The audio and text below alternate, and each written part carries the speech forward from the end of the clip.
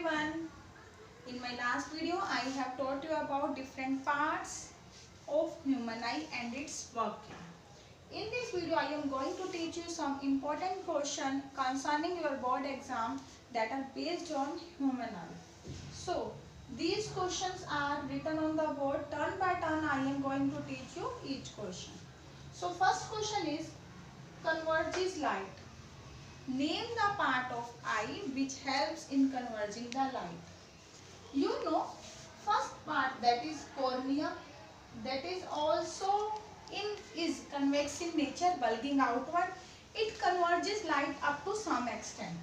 And after cornea, there is a biconvex lens that is present in every human eye that also converges the light. So these two lenses these two parts of human eye helps to converge the light.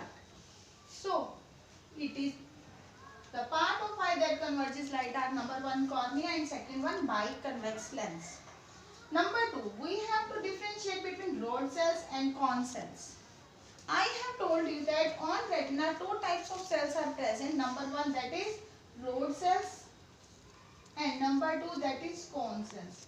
Why they are called as rod cells? Because they are rod in shape, cylindrical in shape. Due to its rod shape, they are termed as rod cells, and they are conical in shape. Due to its cone shape, they are termed as cone cells. Now, these rod cells, these are active in dim light.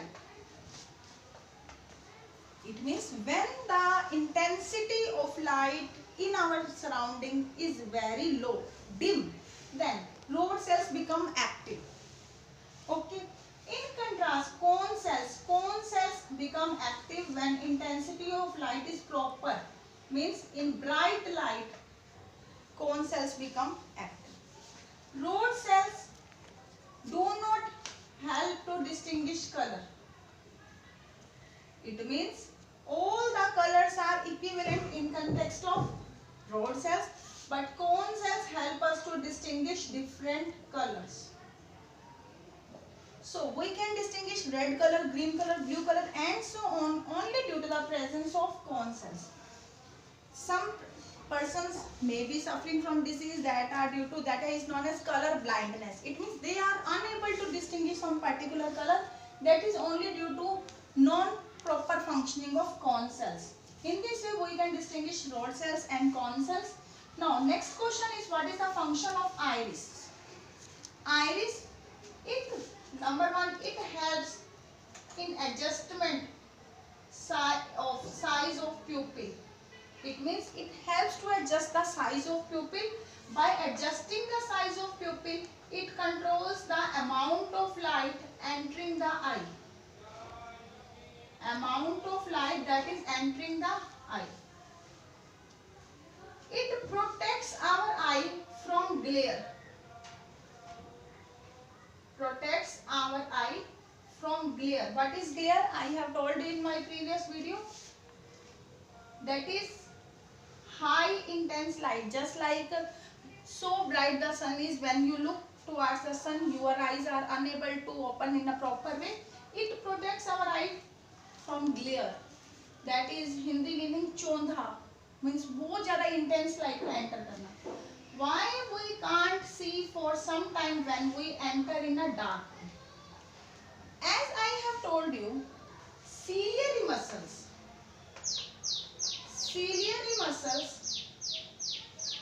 helps to change the focal length of eye lens. Focal length of eye lens. Our eye lens, which is biconvex in nature, its focal length can be changed by the proper working of ciliary muscles. But it takes some time. It means when you enter in a dark room from outside, it takes some time to become proper visibility. Why it is? Because when you are outside, your eyes are properly open. It takes some time to adjust the focal length of eye lens. So it is some time taking process.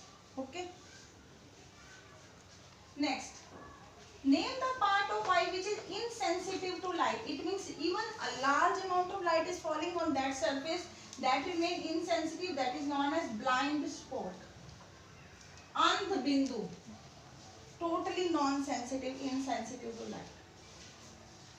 What type of image is formed on the retina? On retina, image is formed real and inverted. Because convex lens being converging in nature, it forms real and inverted image on the retina. But brain interprets it again and form erect image. That's why a pen appears erect to us, because brain re-invert the image and form erect image. What is the function of ciliary muscles for distant and nearby objects? Ciliary muscles hold the lens. Hold the lens, keep the lens in its original position. So, by holding the lens, it helps to change the focal length of lens. So, for distant object, what type of changes are involved?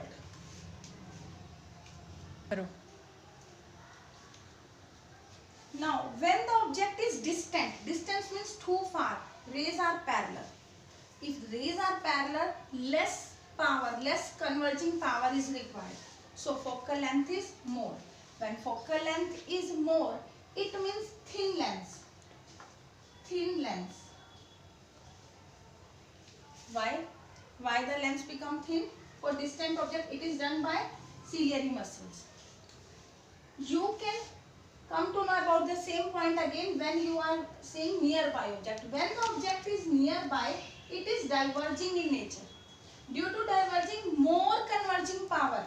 Due to diverging, more converging power is required to form the image on retina, and more converging power can be achieved when focal length is less, because you know power is equal to 1 upon focal length. When more converging power is required, focal length must be less. How focal length can be reduced? By making the lens thick. This type of adjustment is done by ciliary muscles. Next question number 8 is, which part of our eye provide color?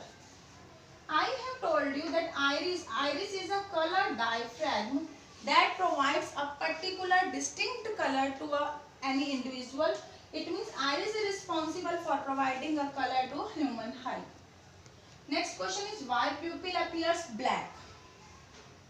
Pupil appears black because it absorbs all the light falling on it. It absorbs all the light falling on it.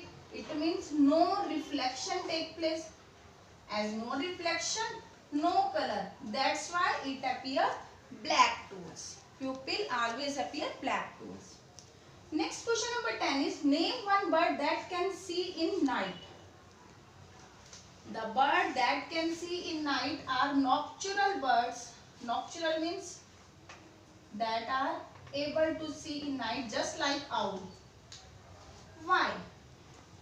Because during night time light is very dim, and I have told you when dim light is there, rod cells are responsible for working. In owl, there are a lot of rod cells in owl eye. That's why owl can see in dim light.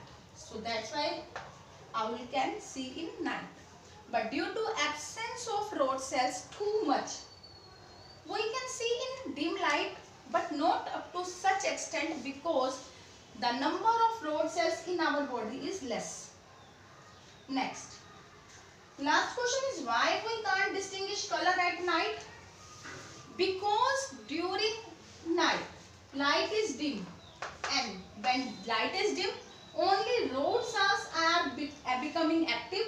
Cone cells are active only when bright light is there, because cone cells are responsible for distinction of various colors, and they become active in bright light only.